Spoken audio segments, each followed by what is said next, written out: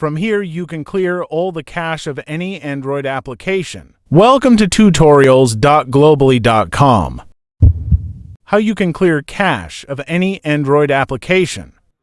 As you can see here on screen, I have a game first. I will open it and then I will show you how you can clear cache.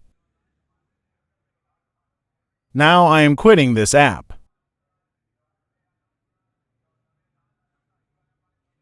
Go to your phone setting and find apps in your phone.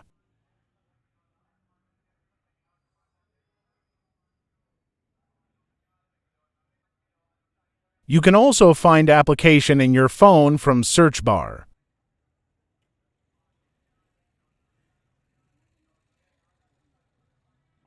Here you need to find the app of which you want to clear the cache.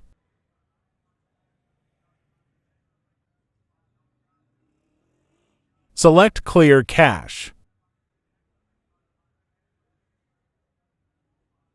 All your cache has been removed. For more easy-to-understand tutorials, you can visit tutorials.globally.com.